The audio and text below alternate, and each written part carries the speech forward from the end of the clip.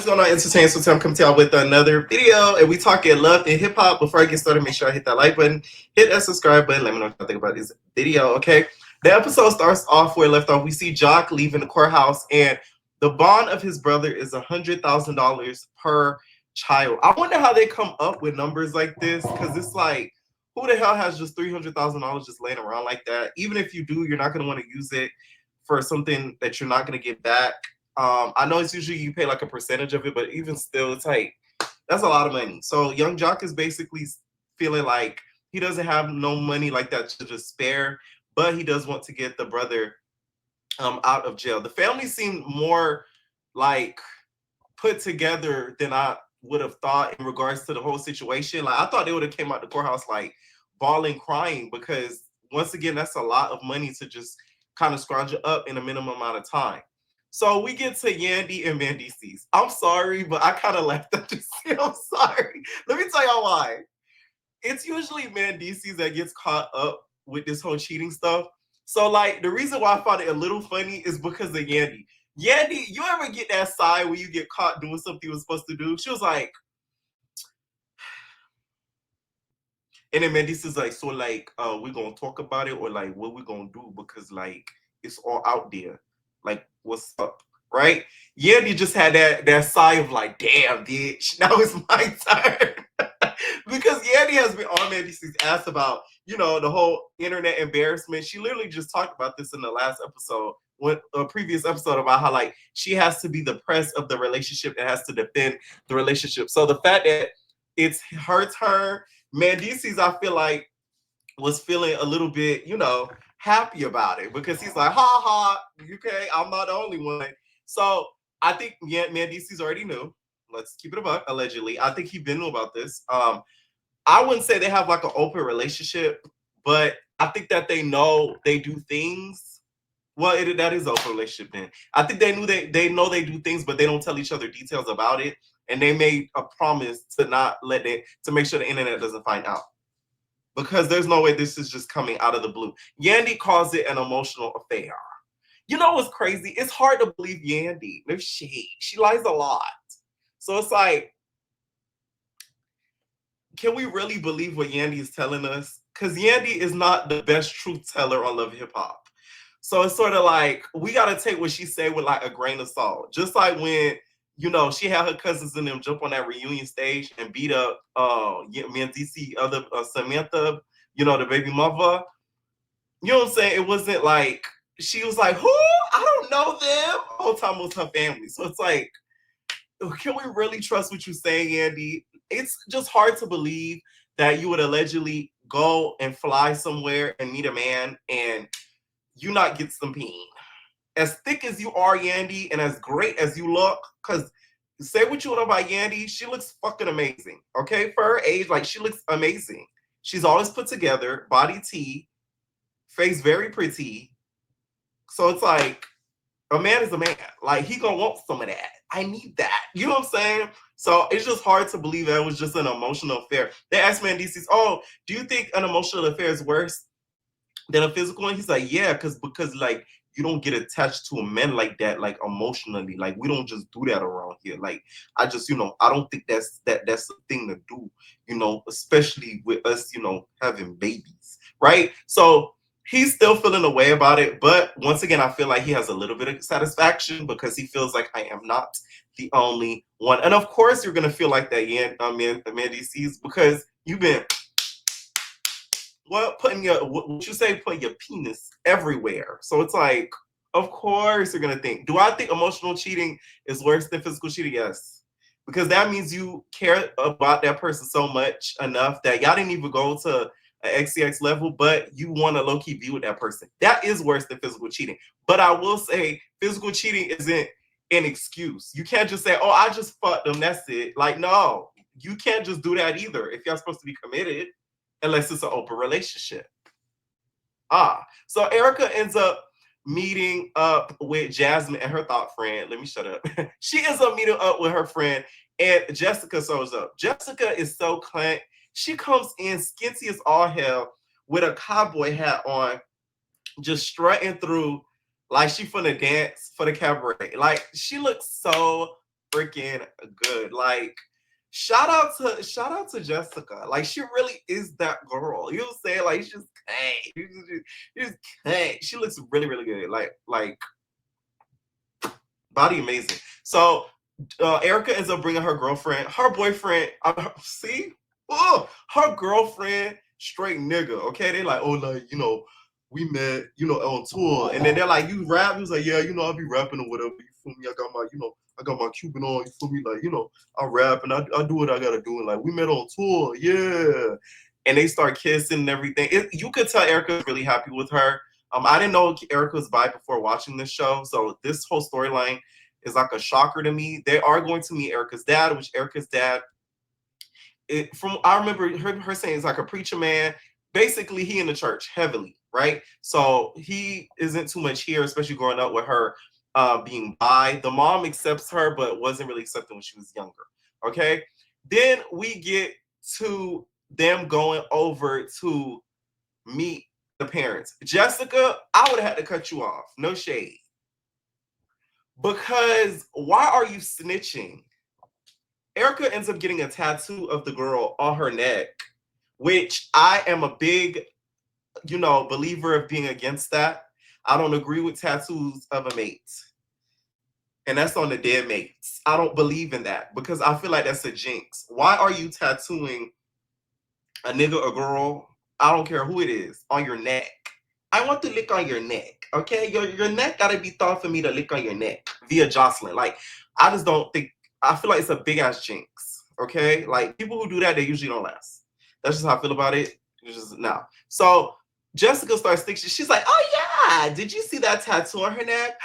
Did you know you guys talk about her being like gay? Like, just stuff like that. I'm like, okay, girl, like, it would have pissed me off. I'm not gonna lie. So Erica took it well. I guess I don't know if they were briefed on this scene or what, but like, it would have pissed me off. Like, damn, bitch, you supposed to be my support system. You out here spilling all my tea and everything. The dad was so accepting. If there were more parents like this in the world would be a better place. But unfortunately, there's not. So it's like, especially him being in the church and him being so like accepting of her, I thought he was gonna be like, hell no, you're an abomination. But he didn't do that. Okay. The girlfriend even asked for Erica's hand in marriage, which I was like, wow. You know what I'm saying? Like, that was a lot. He was like, you know, like, you feel me? Like, I proposed to Erica. She said yes. I just want to know if I had like your blessing. You feel me? Like, what you think? And then he was like, you know what the Bible say, but I'm gonna support it. Okay. Once again, like, she is lucky because many do not have the same. You know what I'm saying? Many would not be able to even televise something like that because it might end up in them getting cussed out or being called a faggot. So it's like, you know, you're very privileged, Erica, and you're very lucky. You should be grateful to have parents like this. I'm telling you. So Zayn has like a single release party. And Ashley lets us know at this party that she had surgery done. Now, she might not have got her tatas done, but she got her fillers done. Ashley, don't do it, bitch. Relax.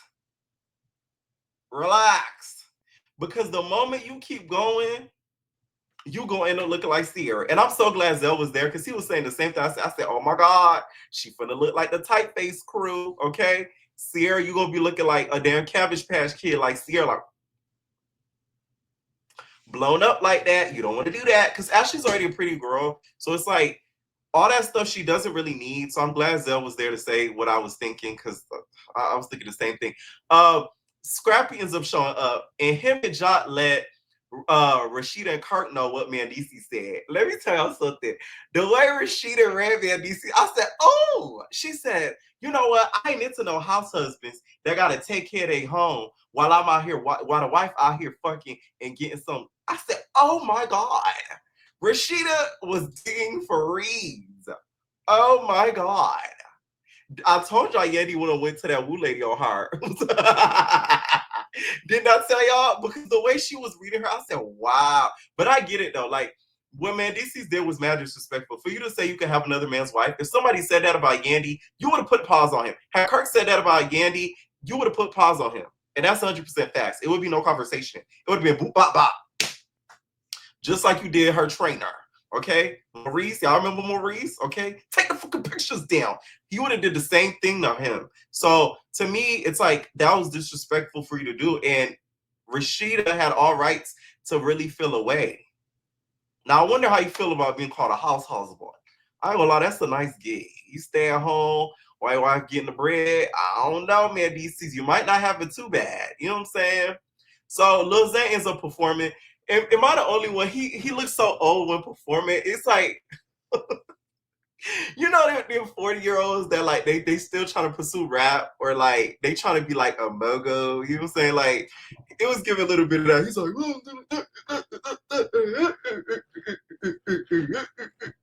it was giving like backyard barbecue. You know what I'm saying? Like him and Ashley, Ashley and him are really cute though. I will say that. Like super, super, super cute. Ashley ends up sitting down with Rashida. Rashida got so pissed because she was just sick of looking at Mendeecees. Mendeecees coming in with his shades on. He's just like, they don't even know who they messing with. Like they just think they don't know who they dealing with. Like we the kings of Atlanta. I'm telling y'all, it's something going on behind the scenes. I feel like the producer said by the end of this season, by the end of part 2 or something, we only got a budget for one OG couple, either Mendeecees or Yandy, Mendeecees and Yandy, or Rasheeda and Jock. And it's only one that's gonna survive. So whoever survives, get the other one off the show. Like it's giving a little bit of that because it seems a lot deeper. The way they act towards each other, the way the cast talks about them, it gives us a lot deeper than what everything is going on, right?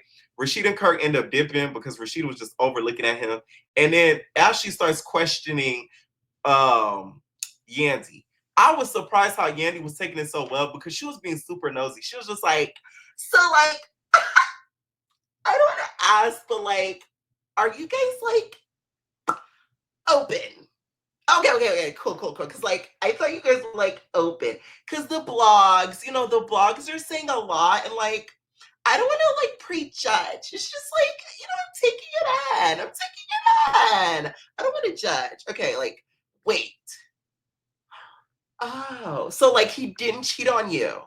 No? Okay. And in her confessionals, I'm really confused. I'm like, girl, some of it is true. Don't let Yandy lie your face like that, girl. Like, because how could it be his voice in the voice notes, but then some of it's not true? It's like, so he was just saying sweet nothings. It doesn't make sense. Like the story that Tasha K put out, how could that not be true? But then that was his voice. The two don't correlate. They asked about Yandy because in this episode, you guys, Yandy's friend and I guess once upon a time worked for her as well too, started spilling all of her tea. I think, like Rashida said, there's something a lot deeper between her and that friend because ain't no way your friend telling her your business. I'm talking about like telling your business, your business, on your screen, on the Instagram, you know what I'm saying? Like that's a lot. And he added the blog naives. Like he was doing a whole lot. And I remember that, like, I think I covered it for a little bit, but this man was posting for like a week straight. I couldn't even keep up. It was really bad. So it's like, I really wish Yandy had kind of detailed it because once again, it's hard to believe Yandy sometimes. I'm sorry. It's something about her gives a little bit of a liar. Because even when they asked her in the confession, she's like, I don't know what I did. I don't know. So he just woke up one day and just decided to turn on you. It doesn't make sense to me. Like some in the milk ain't clean. Rashida and Kirk end up meeting at their house. They talking about everything. Apparently, the sister slash friend has been hitting up Rashida, and Rashida just like, man, I don't even want to know if I want to like hit them back, but it's like, you feel me? They keep talking about it coochie, like, everybody want my coochie. Oh, I want your coochie. Rashida, please. Don't nobody want that prune juice. Acting like, everybody, fishing for the kitty cat. Like, Rashida is a funny girl. She act like she a hot commodity. She like, everybody want this coochie. Like, everybody want this coochie for. Like, hey, I mean, it's good and wet, right, Carly? It's right and tight. Yeah. Everybody want this coochie. They want to get to know me. Get to know me. It's getting wet. I make him put it in his bed. And then I spread. Open wide. Lick inside. He want to lick it too. He flip me up and down. Rashida, baby. Okay? She gonna make a song called Everybody Want coochie spread. Like, y'all know what Rashida do. But it's like, I get it. I get it, though. Rashida feeling herself because, she is on the tongue. Her name is on the tongue of everybody's lips right now, I guess. But I will say the next season is going to be very interesting with everything going on with the Kirk and the Frost family, because now Yandy going to have her turn to kiki and laugh. Even though the situation ain't funny because somebody lost their life, but, Yandy going to be like, see, I told y'all the Frost ain't no good. Yandy says it says in this episode, before she moved to Atlanta, somebody said, don't trust those Frosts. That Kirk and Rashida, they're no good. Who is that? I want to know who is in New York, she said, that told you that. Was it Kimbella? Samaya? Was it Rich Dollars? It's somebody over there in New York, and I feel like they were from Love and Hip Hop that told her that. I want to know. That kind of got me a little curious. I was like, You know what I'm saying? Like, I want to know. I want to know. Who told you that? The episode ends with Sierra finding out that she had a miscarriage. It was a really sad scene to see. The husband was there supporting her. I will say, Sierra, you need to stop with that face. So, like, stop messing with your face. Oh, my God. I don't even think she could cry because of that. Like, there was no tears coming out because she done had so much injected in her face. You need to stop, Sierra. Like, dead ass. Anyways, it was sad for her, for us to see that scene, because you can tell how badly she does want another child. That's why I feel like when it comes to women, to me, that are at risk like this and have high risk pregnancies, I feel like you should wait till like the very last minute to announce something like that, because it's like when you're so early into it, all these energies of people knowing and everything, and like your mom not supporting. I just feel like I'm a big energy believer, so I feel like you should keep stuff like that a secret until you're like almost there. Okay, let me know what y'all think about this episode. It was very, very interesting, I will say that, and it's gonna heat up even more next week. Let me know what y'all think, and we're out, babies. Wanna dance with a cutie in the pale moonlight, it's my duty.